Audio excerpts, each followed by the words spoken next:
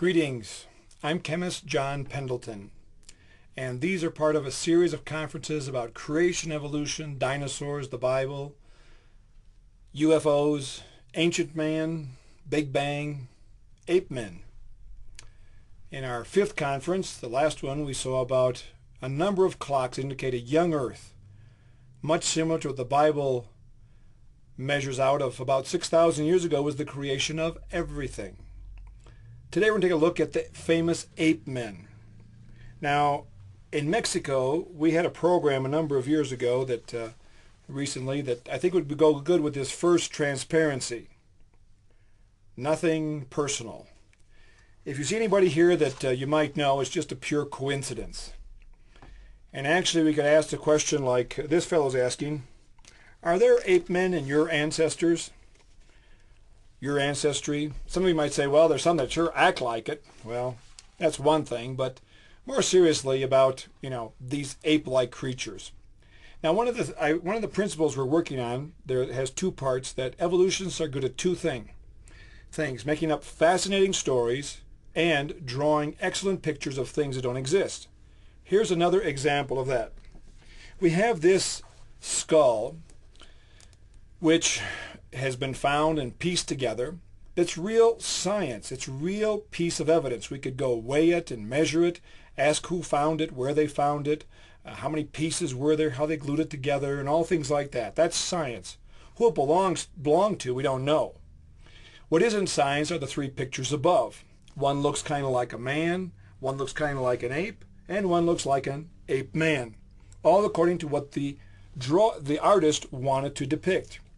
And now with the many computer programs that we have creatures like this guy. How about that? Let me tell you something. Just somebody really good with a computer program of Corel Draw or whatever could pick from here with the mouse, pick from here, stretch this, change the color, move this around, do that, and we have this guy. Guess what? He doesn't exist. Fine work of art, but it's not science. He's not one of your nor my ancestors. Where I live in Mexico, I found this page from a publication used by the Department of Education in Mexico. And what I've done is highlighted here on both sides of the page some of their key phrases.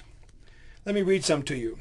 Appears to be, perhaps, reconstruction, reconstruction. It is thought, reconstruct, it's supposed. The other side says, approximately, reconstruction. We do not have very precise dates. We think, we calculate. Now, let me ask you, does that sound like science? Nothing of the sort. And also, I want you to look at these three fellows that are here. Now, I don't have any prejudices. I've already told you I believe that every person is made in the image and likeness of God. Every one of us, our descendants, we're part of a big family that comes from Adam and Eve. We're all related. Doesn't matter what our skin color is, or our height, our width, we're all part of God's creation. We're all part of one human race, one human family. But as I look at all three of these pictures here, I'm almost sure that I've seen these guys walking on the streets of Mexico. Now, is that true? Well, of course not. But the way the artist drew them, it almost makes it look like people I've already seen. That's not science. Now, my youngest son, when he was in the 6th grade of primary school, had this text made by the Department of Education in Mexico. It could be a text from any place in the world because everybody copies everybody else, basically when it comes to evolutionary thought. And we have here the Homo habilis, Homo erectus, Peking man, Java man, Neanderthal man, and Cro-Magnon man. Now, the Homo habilis, that was just a Australopithecine that they found some tools close by. In the beginning, the person that found the Australopithecine was ready to just, another one of these. But then they found some tools nearby, put the two together and said, well, this was man being able to do something. But we want to look more in detail at the Homo erectus, Peking man, Java man, Neanderthal man. Now, Cro-Magnon man, he is so much like modern man that if we would just give him a good bath shave him, put him in a suit and tie, give him a briefcase, put him in any business center, nobody would know the difference. He looks that much like modern man. Well, first let's take a look at Peking man. This is the cave near Peking or Beijing, China, where in the 1920s they found burnt wood, stone tools, and cracked, smashed monkey skulls. Well, they put that all together and made not only Homo erectus, they also made Peking man. Now, the use of fire and the use of tools is definitely a mark of man. We're the only ones that use fire. We're the only ones that make and use our own tools. Now, these cracked monkey skulls is only what was left over from supper. This might sound strange to you, but where I live in Mexico, we have these delicious brain tacos that you put some hot sauce on there, a little bit of shredded cabbage and cream, and they have a Coke, and well, anyway, they're really good. There are a lot of people that eat brains today. There's people in other parts of the world, when they capture a monkey, they know that the flesh of the body is too tough, but they'll just cut off the head, take it home, put it on the coals, and when it's well enough cooked, they'll just split the skull open and eat the brains out. Now, it might not appeal to you, but it's a real delicacy for these people. And it was a real delicacy apparently for these people in this cave by Peking. But apart from being just bad science and analysis of this, the worst part is that after World War II, all of the evidence for Peking man was lost. We don't have any burnt wood, any stone tools, we don't have any cracked monkey skulls, nothing. And yet after over 50 years, this is still in the textbooks. That is bad science. Then we have the Neanderthal man. The Neanderthals are very famous, and we have lots of skeletal remains of them. One skeletal remain that was found before the turn of the 1900s, as I remember, was almost a complete skeleton. And when they put it together, it looked something like this. Kind of, like it was they said, well, that looks like a monkey is going to stand upright like a human being. Yeah, that's it. And for decades, that was the prevailing thought that the Neanderthals were monkeys coming up into an upright walking position like humans. Now, with the science that really is science, the electron microscope was made. And so they analyzed these remains of Neanderthal man and found that he was lacking three things. He was lacking calcium, lacking vitamin D, and that he had arthritis. He wasn't a monkey on his way coming up.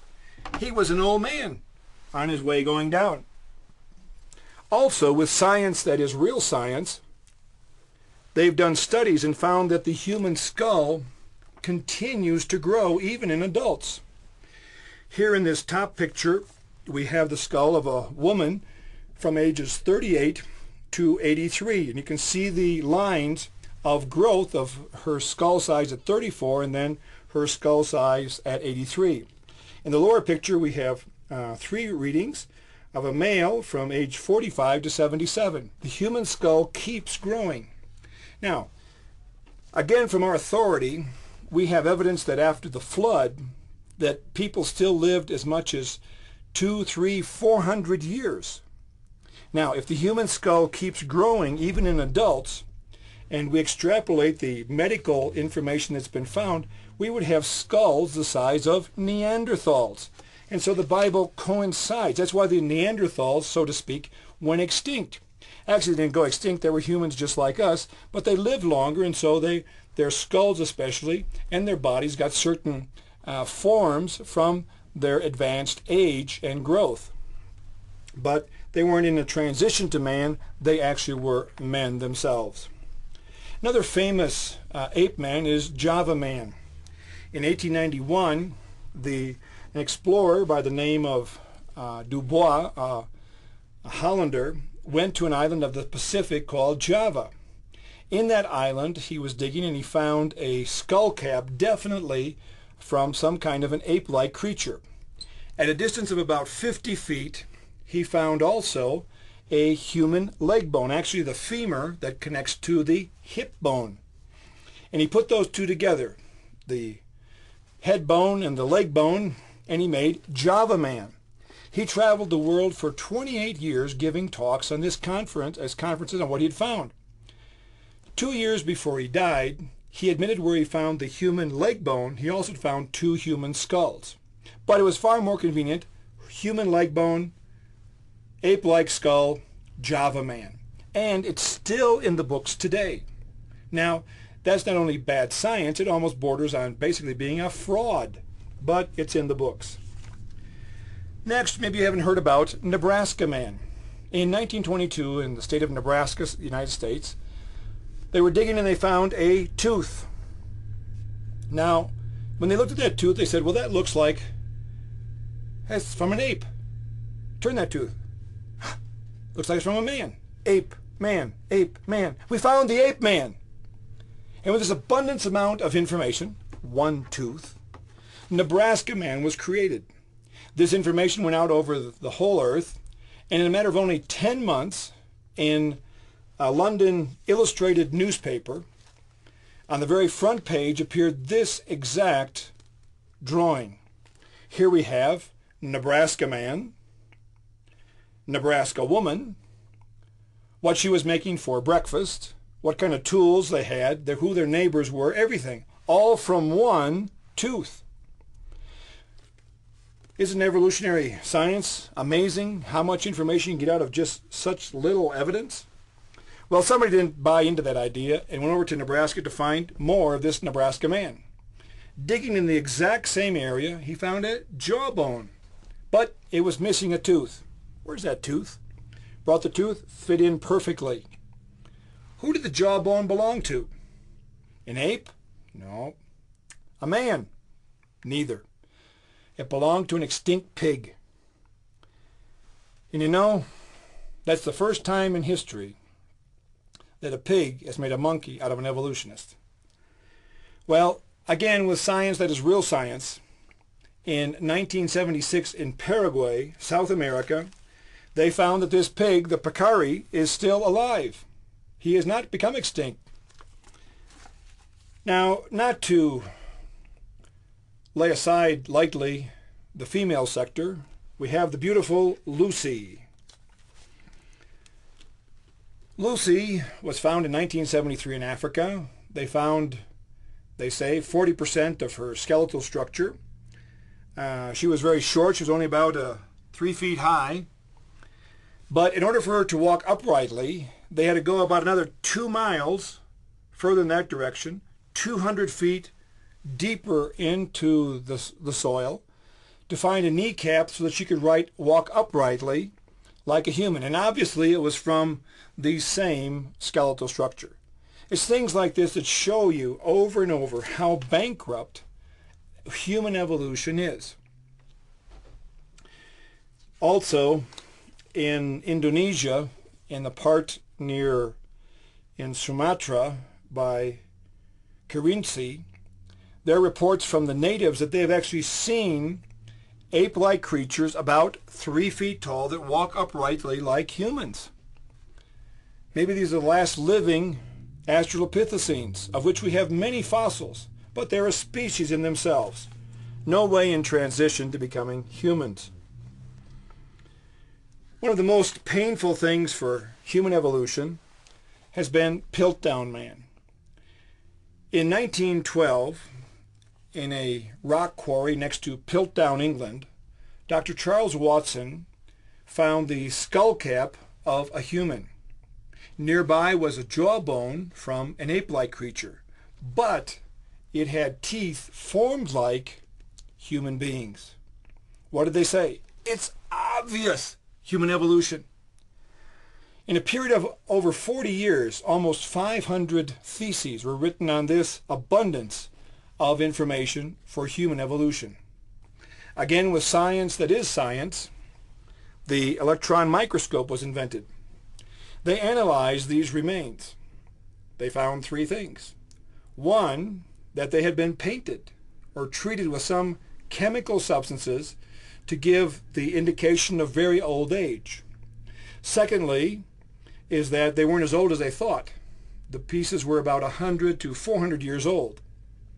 And thirdly, that the teeth had been filed to give the formation and appearance of human teeth. What they say at first, it's obvious, human evolution. What they say now, it's obvious, it was a fraud. Now, that's not the end of the story. The most difficult question still remains. Of the many doctoral diplomas and certificates that were given out, a thesis based on a fraud, how many of those were returned back in? How many of those were recollected? Not a one. Not a single one. And in that, those that believe in human evolution show that what their belief is nothing but a religious belief. It is not science.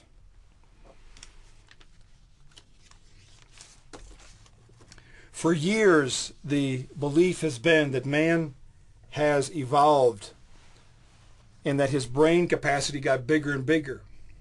But in Laetoli, Africa, they found these side-by-side footprints of apparently an adult, probably a mother, with a young child. But the volcanic ash there tests out at 3.7 millions of years old. So now they change their story and they make drawings where you have these human-like feet and above is an ape-like creature. So we don't know which way we really evolved. Again, they're trying to make up a story, but really we are part of God's creation. Now, whenever you see an article in a magazine or in a newspaper especially that has something to talk about the evolution from apes, prepare yourself for some very interesting reading and even some good laughs. I bought this magazine just a couple years ago. It says, How Apes Became Human. Now, I'm also an auto mechanic, an automotive technician, and when I buy a manual that says how alternators work, how carburetors work, how brakes work, and things of this nature, how a starter is repaired, I expect it to tell me in detail how these things work, how to repair them, how to make them function correctly.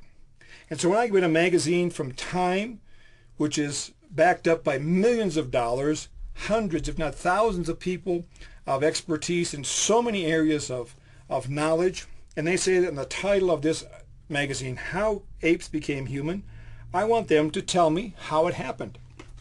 The inside cover, since this is its main feature story, talks about the dawn of man, the discovery of a handful of bones. Did you get that?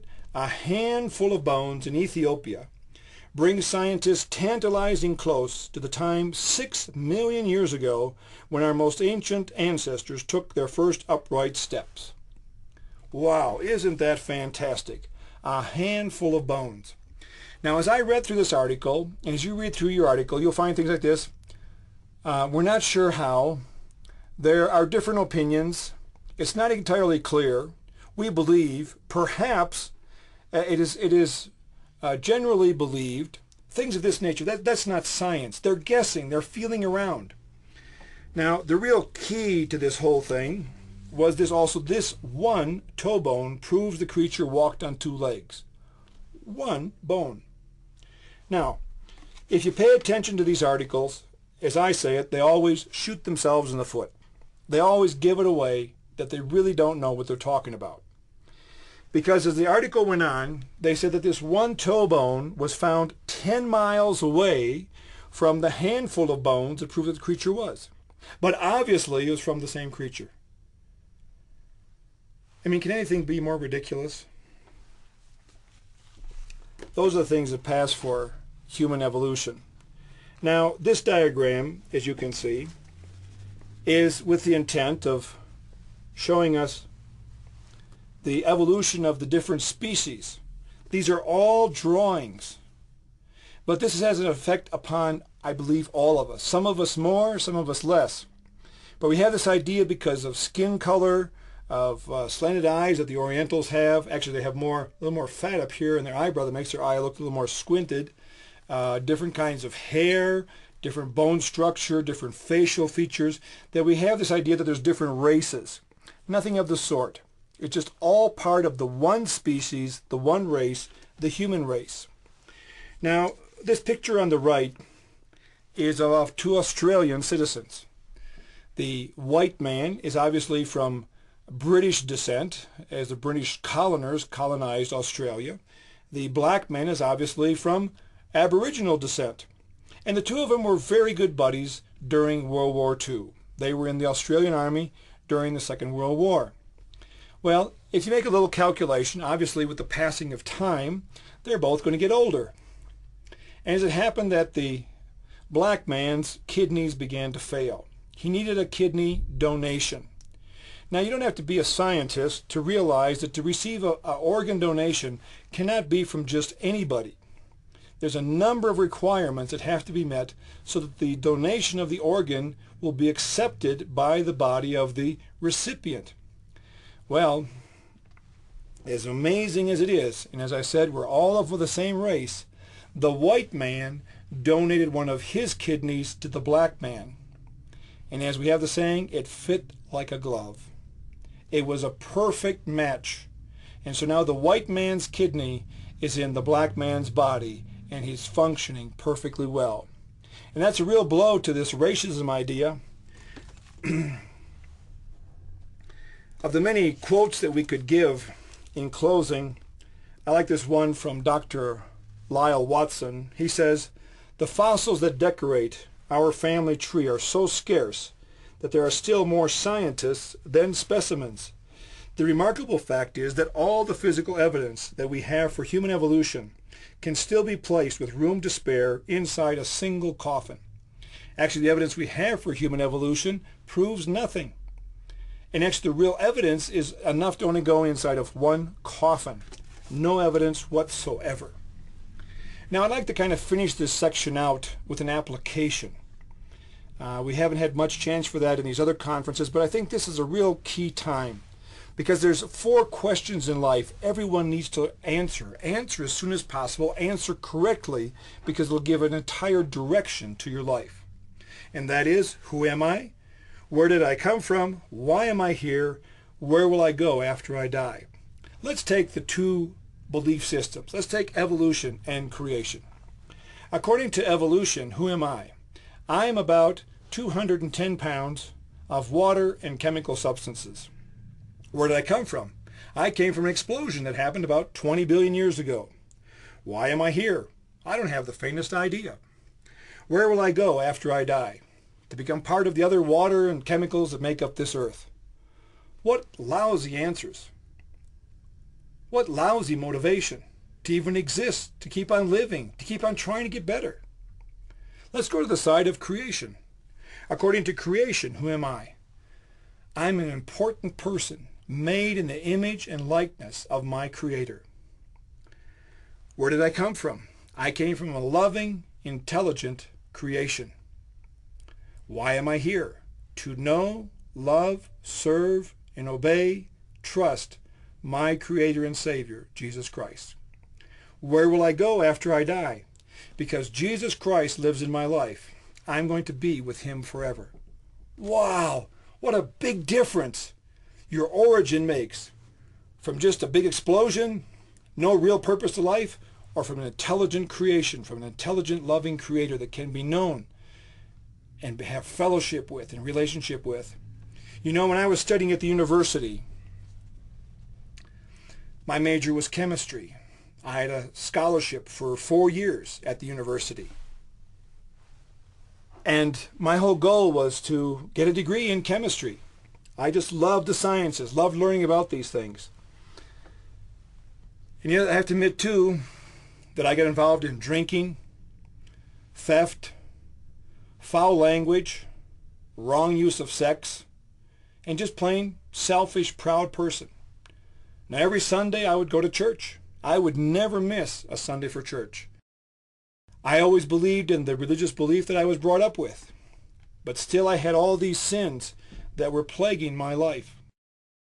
My sophomore year, life continued as I already mentioned, but something happened on a special Monday, and then we had some religious speakers come into my fraternity.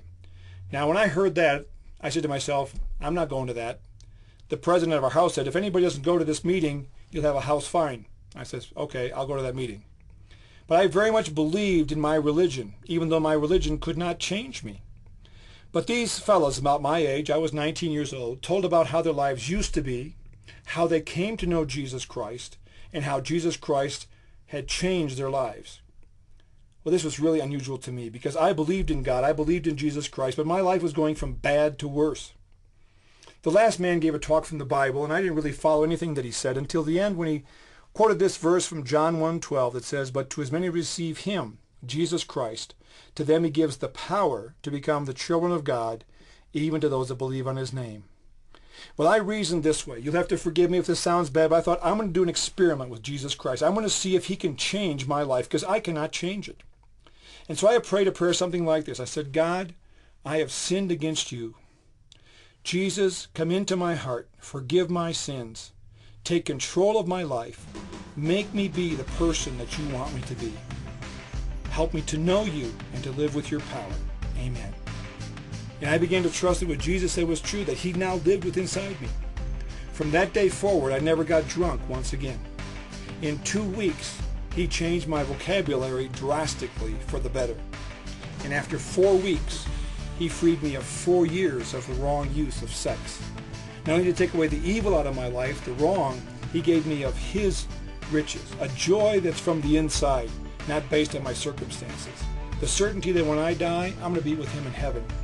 And also to help others like you that are watching here to have greater faith in him. And if you've never asked Christ into your life, you can do it right now, just as I did. Ask him into your life to forgive your sins, to control your life.